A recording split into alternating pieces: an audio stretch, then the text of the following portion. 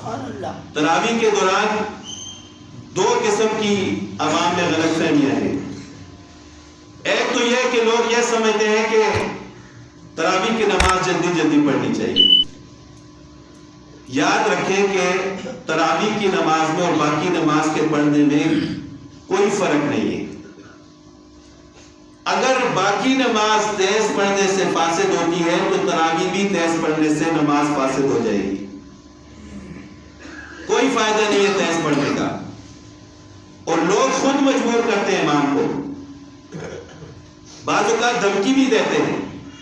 بعض لوگ تو کہتے ہیں کہ بس آخری 20 سورتیں پڑھ لیا کریں, ہم زیادہ دیر کھڑے نہیں ہو سکتے.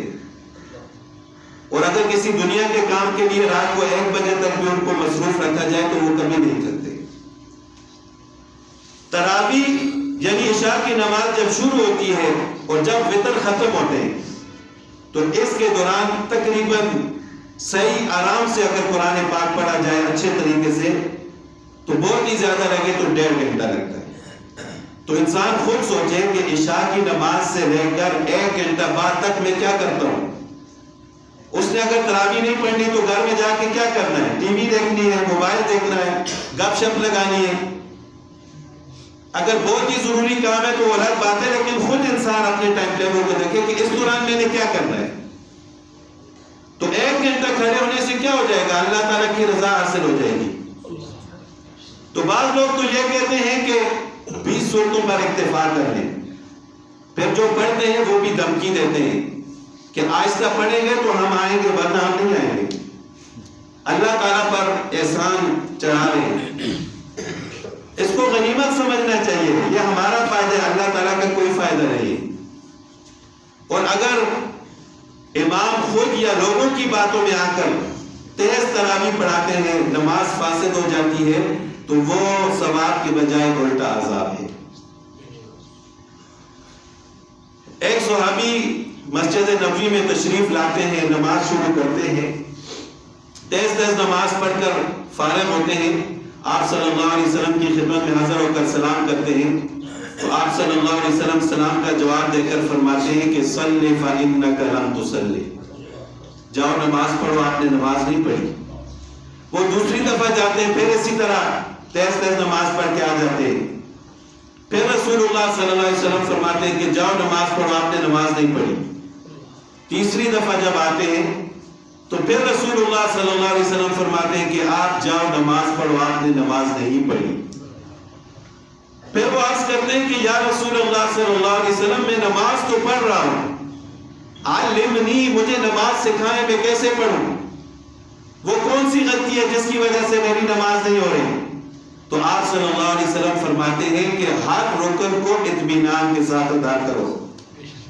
یعنی ان کی سب سے بڑی غلطی یہ تھی کہ وہ جلدی جلدی نماز پڑھ رہے تھے. تو آپ صلی اللہ علیہ وسلم نے فرمایا کہ ہر رکن کو اطمینان کے ساتھ ادا کرو.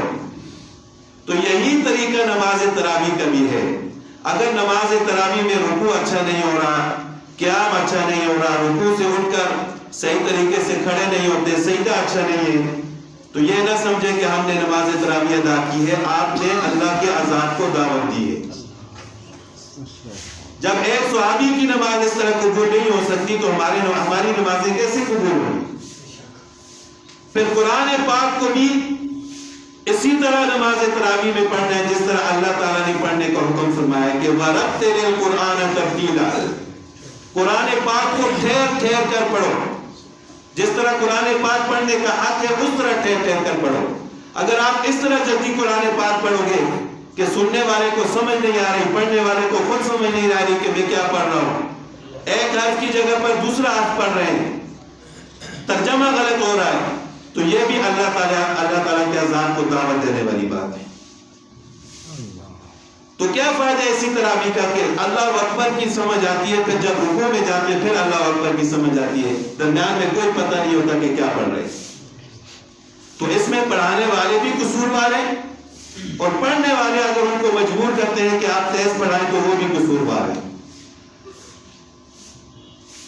تو قیامت کے دن حافظ قرآن کو کہا جائے گا کہ قرآن پاک پڑھتا جا اور جنت کی منزلوں پر چڑھتا جا.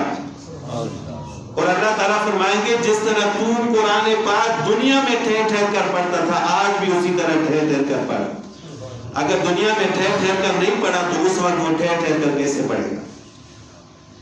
تو دنیا میں اگر اس نے قرآن پاک کا حق ادا کیا ہے تو قرآن پاک کو قیامت کے دن بھی ٹھہر ٹھہر کر آہستہ پڑھے گا، اور جتنا وقت زیادہ لگے گا اتنا ہی اللہ تعالیٰ اس کو جنت میں اونچا مقام عطا فرمائے گا.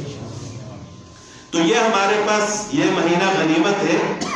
یہ ارادہ فرمائیں کہ ہم نے قرآن پاک کو سننا ہے اس مہینے میں، اور سنانے والوں کے ساتھ مدد کرنی ہے، ان کو تسلی دینی ہے کہ آپ آرام سے ٹھہر ٹھہر کر قرآن پاک پڑھیں.